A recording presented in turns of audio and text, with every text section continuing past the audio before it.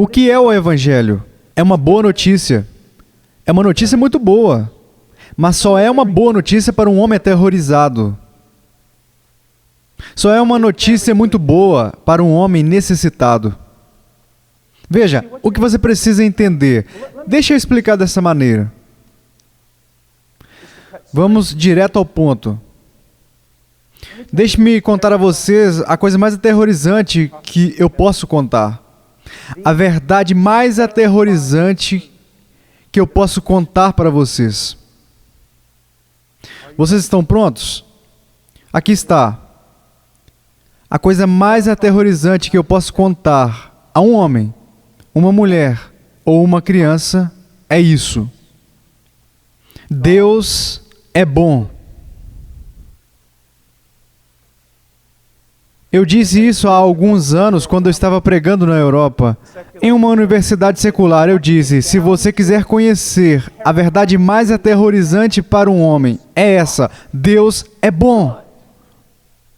E alguém lá meio que sorriu e disse, e qual é o problema disso?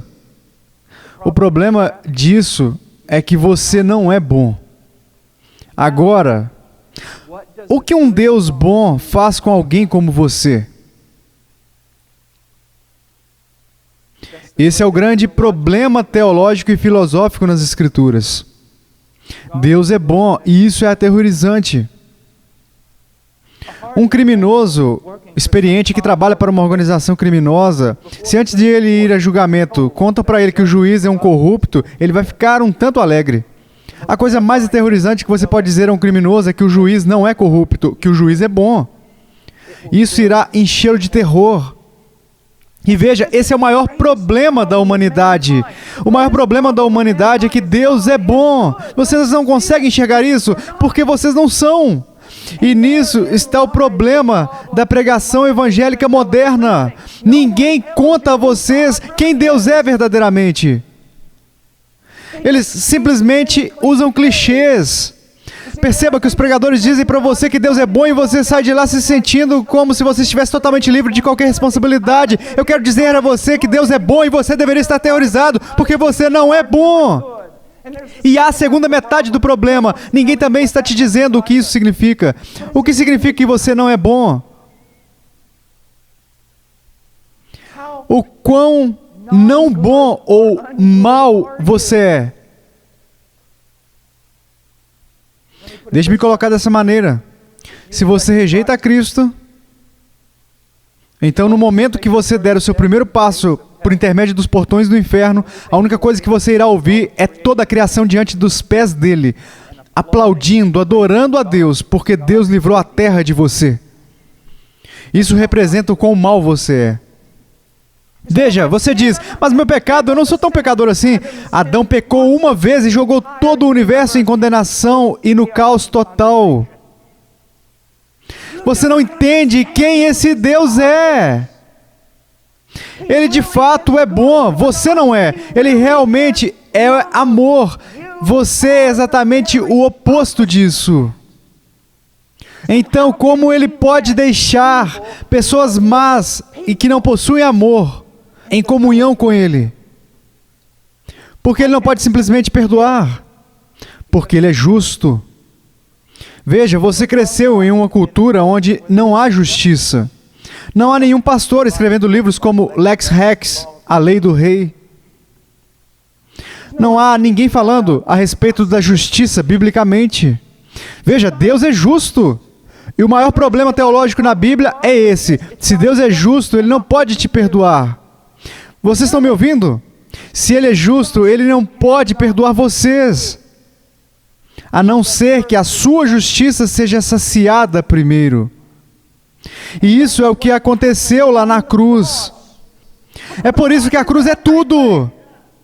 É absolutamente tudo. Naquela cruz, o único servo que Yahweh teve foi pendurado ali. Um homem perfeito. E os pecados do povo de Deus foram lançados sobre ele.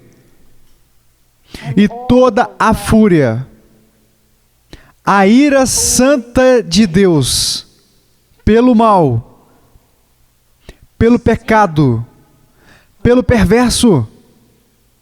Tudo que deveria cair sobre a sua cabeça através de toda a eternidade foi lançado sobre a cabeça do amado Filho e único Filho de Deus. Toda noite de Páscoa eu ouço pessoas pregarem a respeito, sabe, dos pregos, das lanças, as coroas de espinhos. E eles vão por intermédio dessas explicações médicas da cruz. E tudo isso é importante, tinha que ser uma morte sangrenta. Mas o que eles não entendem é que eles não pregaram o Evangelho. Você não é salvo porque os romanos bateram em Jesus.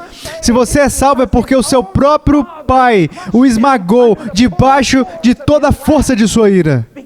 Porque alguém tinha que pagar por você. Foi Ele.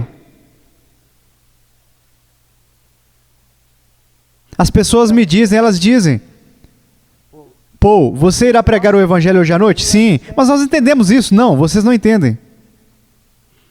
Se Ian Murray estivesse aqui agora, se eu pudesse levantar dos mortos Jonathan Edwards, se Charles Spurgeon fosse andar pelaquela porta ali, eles não iriam dizer que vocês conhecem o Evangelho em sua totalidade. E mesmo assim nós reduzimos o Evangelho a 4 regras espirituais, ou 5 coisas que Deus quer que você saiba, e todos vocês pensam que sabem essas coisas.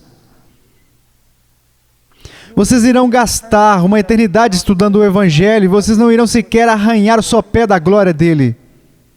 É o Evangelho. Deus reconciliando o mundo para si. Deus sendo justo e não apenas sendo capaz de dar de costas ou de negligenciar o pecado. Deus que deve lidar com o pecado do seu povo, Ele precisa satisfazer a sua justiça para que Ele apazigue a sua ira. E Ele faz isso por intermédio da morte do seu único Filho, o fazendo sofrer a ira de Deus. E ao terceiro dia o ressuscita dentre os mortos. E a ressurreição não o fez filho de Deus, mas foi a declaração pública de Deus de uma série de coisas. Primeiro, antes de tudo, esse é o meu Filho amado, de quem me comprazo. Romanos 1. Então você vai até Romanos 4. O que isso significa? Que a ressurreição foi um sinal de Deus, que Ele aceitou a morte de Cristo como expiação pelos pecados do seu povo, por meio do qual puderam ser justificados. Então Pedro conta a todos os líderes indignados da nação judaica: essa ressurreição dos mortos prova que esse Jesus, o qual vocês crucificaram, é o Senhor e é Cristo.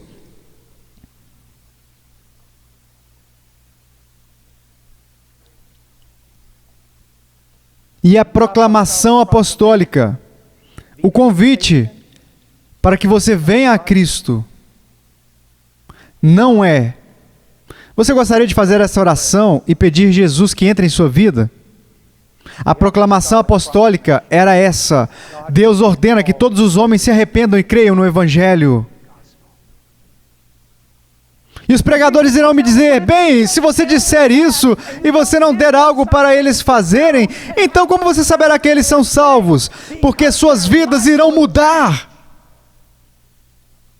Eu posso ir à maioria das pessoas em cada taberna ao redor desse local essa noite, alguns deles são realmente bons membros de igreja. Eu posso ir e perguntá-los: vocês são salvos? Eles dirão sim. Eu posso ir na maioria das faculdades batistas do sul, onde as crianças estão tomando cerveja, e perguntar: vocês são salvos? E eles dirão: certamente nós somos. Por quê? Porque uma vez algum pregador que não deveria estar pregando o Evangelho os guiou por intermédio de uma oração pecadora e pronunciou com eles que eles estavam convertidos. Ele tratou com a alma deles possivelmente por 2 ou 3 minutos. Não, meu querido amigo, não. Você é salvo pelo arrependimento dos seus pecados. Você é salvo ao crer no Evangelho.